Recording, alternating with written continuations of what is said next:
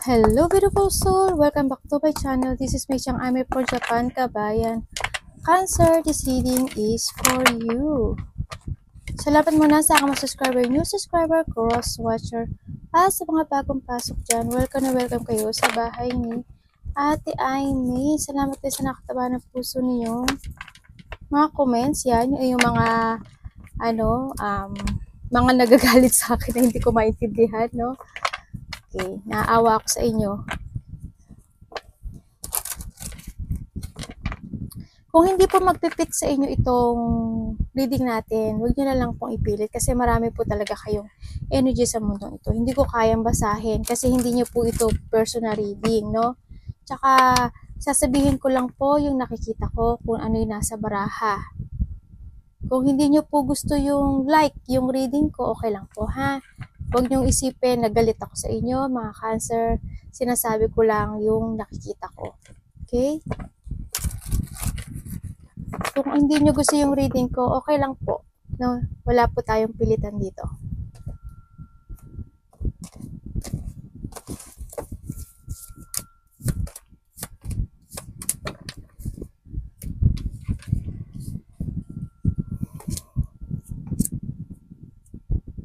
So, nakikita ko sa'yo dito, Cancer, you need to take it action. No? If you want a fresh start sa buhay mo, kailangan mag-action. Kailangan mag-movement. Naka-place sa mga kamay mo ang iyong destiny to success. No? Ang nakita ko, this is a start. This is the beginning. Kung gusto mo mag-beginning, this is a breakthrough para sa'yo. And then, sa nakita ko sa'yo dito, you don't know how to proceed or you don't know if you want to cross road or hindi. No? Sa nakita ko dito.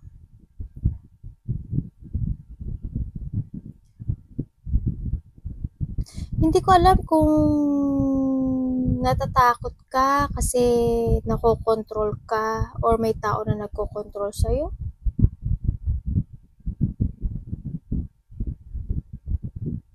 O kinokontrol mo yung nararamdaman mo. Yun na nakita ko. Kasi may mga decisions in life ka na ayaw mong harapin. No, na hindi ka makapag-desisyon.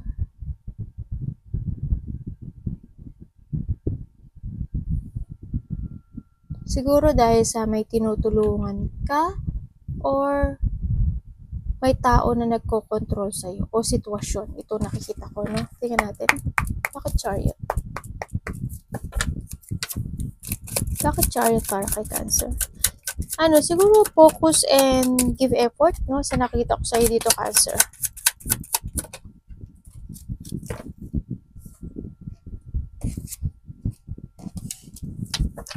Humingi ka ng payo sa iba, no, kung kinakailangan. Kasi kailangan mo na rin daw i-release yung sarili mo or you need to escape yung sarili mo dito. Start and make your beginning. Sa isang sitwasyon na hindi naman mag-work, no, kung ano man itong pinagdadaanan mo sa ngayon, siguro i-release mo siya.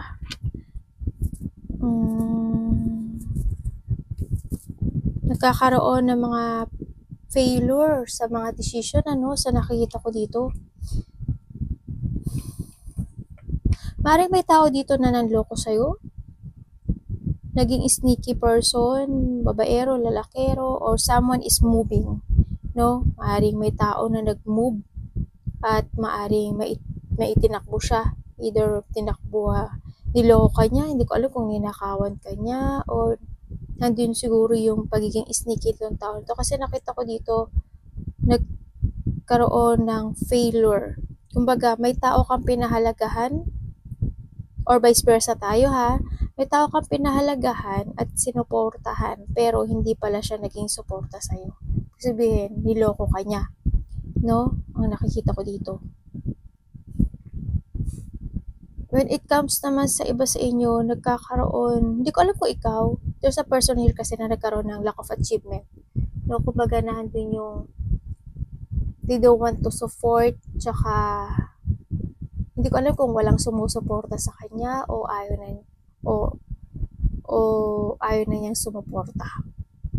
Yung ganun, ang nakita ko. May tao na ayaw sumuporta. Pero may tao na may pagloloko na kunyari sinusuportahan ka pero sa loob niya hindi. Panluloko ang nandun. Nagkakaroon ng disloyalty, no, dito. Kumbaga nakikita ko yung may tao na mahina dito sa sitwasyon na to. Siguro because of the kindness or talagang napanghinaan siya sa sitwasyon. So nakita ko dito. Kasi nading lang siya eh. No, may mga pangliling lang din ako nakita sa iyo dito.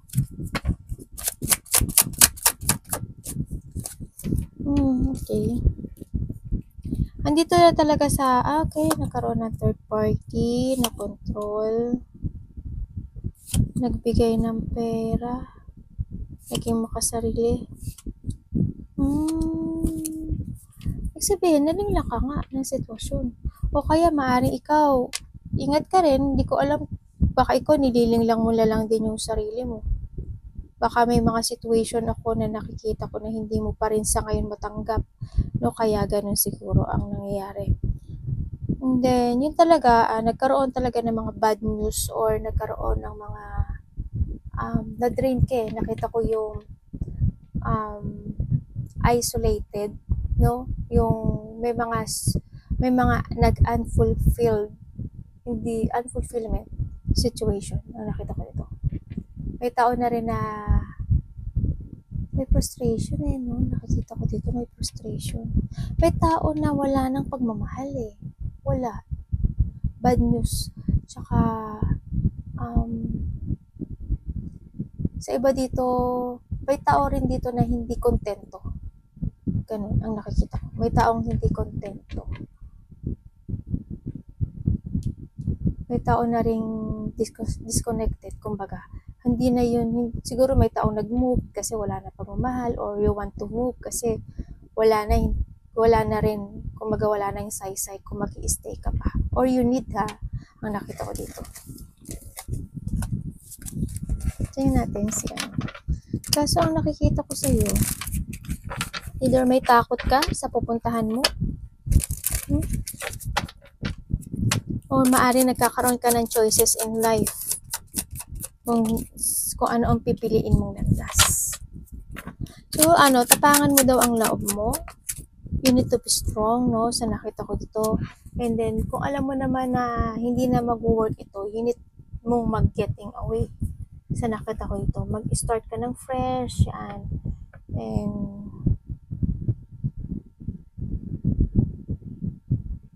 okay, iba dito. Ibig sabihin, may malalaman kang katotohanan. Or may tao na magko-confess sa'yo, or maybe ikaw, or may tao na magko-confess sa'yo, pero siguro ayaw mo siyang harapin. Anong pwede ko malaman, guys?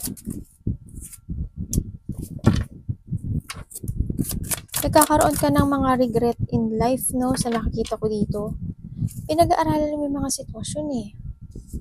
Pinag-aaralan yung mga sitwasyon, mga plano sa buhay, pero nagkakaroon ka ng doubt.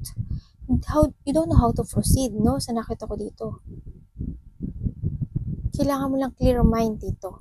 Kailangan mo maging strong and siguro this is a time na rin talaga na mag-level up ka, no? Harapin mo yung takot mo.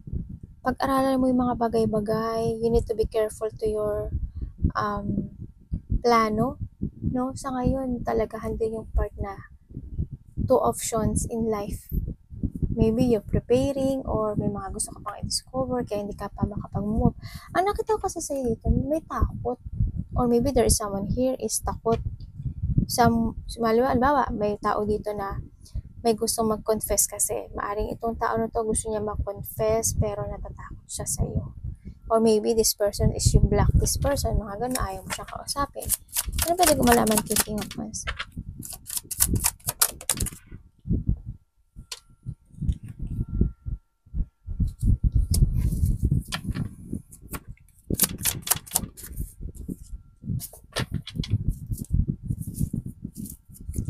Para saan si Wheel of Fortune? May kanya direction daw sinasabi dito. Meron nga ditong magsosorry. No? Sa nakita ko dito. Sa iba naman dito, may gusto na kayong gawin, pero hindi kayo makapag-desisyon. Yun ang nakikita ko.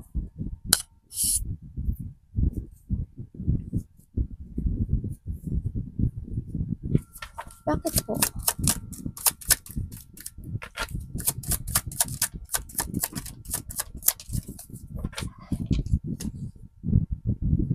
Yun nga, meron talaga magko-confess at hihingi ng tawad no?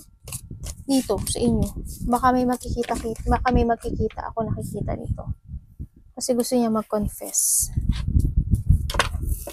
Baka humingi ng tawad. Or vice versa tayo, ha?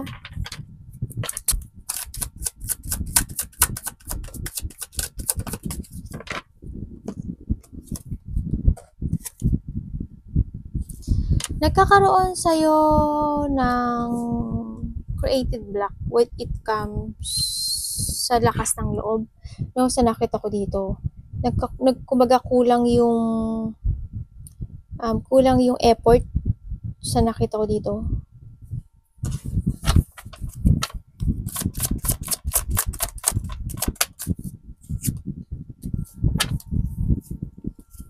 Pagiging totoo sa sarili ang nakita ko dito. You need to see the truth din sa nakita ko dito. Kung alam mo naman na may nalaman ka na katotohanan, no, it's time to start a new beginning, no, sa nakita ko dito. More give effort lang, no, tsaka lakasan mo daw yung loob mo, yung tapang mo, tsaka wag ka daw mawawala ng pag-asa sa nakita ko dito. Kailangan mo mag-action ang nakikita ko. Don't block mo yung creation mo, kung ano man ito. Okay. Nagkakaroon ng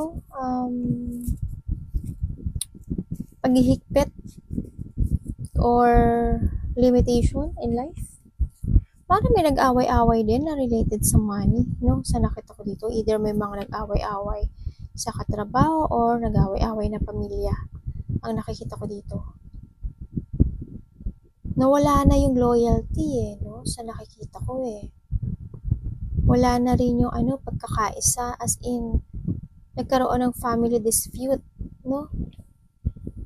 Nagkaroon talaga ng separation. And then, don't block. Kumbaga, you need to create yung sarili mo.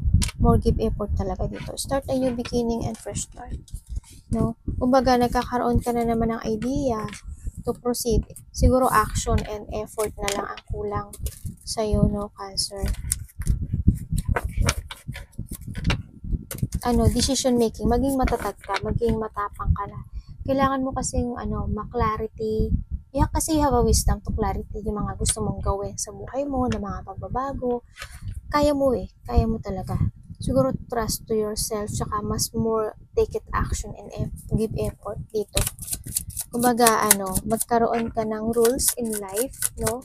Determination, no? Kailangan mo magpasya dito, no? Kumbaga, kailangan mo mag-focus at magkaroon ng structure na buuin uli yung sarili mo, no? Ganyan. Maybe you're manifesting for the ending ng mga paghihirap mo sa buhay mo, ganyan. Move lang daw. Move forward lang daw, no? Sa nakita ko dito. Siguro iba sa inyo, baka may gagawin kayo na business, maybe.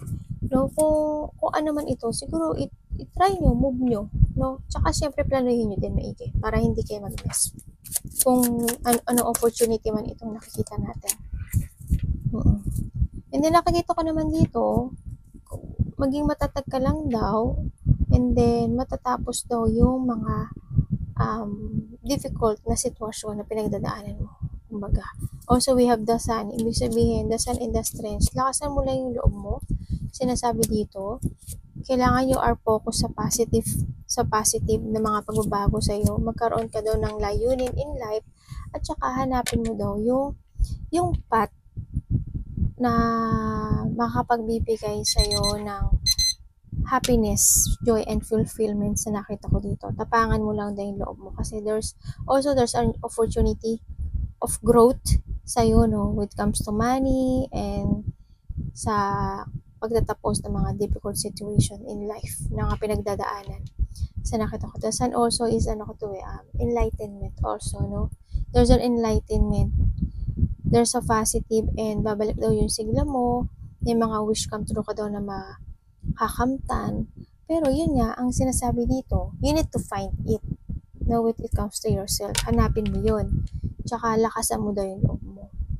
Kailangan nga, you need to think advance sa lahat ng mga decision, situation sa buhay mo. Ang nakita ko dito. It's time to renew yourself, no? Kumbaga, ang nakikita ko dito. Nandun naman yung pagpapahalaga when it comes to a family, when it comes to yourself, no? Maging matatag ka lang daw. Ano to? May nakita ko. Focus and effort. Ano pang pwede ko malaman? Okay. Nagiging matagal lahat ng decisions in life, no? Kumbaga nakikita ko yung pagod ka ni. Kung ano yung nakakapagpapabigat sa'yo na situation, siguro you need to release, no? Sa nakita ko dito. Kasi nakikita ko magtatapos lahat, to. Magtatapos siya. You will grow. No? Mag-growth ka as in. Kailangan lang talaga mag-focus ka at umalis ka dyan sa dilim. No? Kasi may kasiyahan na darating sa buhay mo. No? Kontrolin mo din yung nararamdaman mo. Sa nakita ko dito. Huwag kang magpakulong sa sitwasyon mo na pagod ka na. Na hindi naman na din magiging mag-workout. You need to mag-escape ka na doon. You need to release yung mga let go o you need to withdraw. Yung mga hindi nakaka-good para sa iyo, no? Yun ang nakikita ko. Kasi you are the emperor of your life, no? Sa nakita ko dito. Ibalik mo yung dating ikaw sa nakita ko dito. Huwag kang maghintay lang ng kusang magbago ang kapalaran. You need to take it action din, no? Arigatou namaste.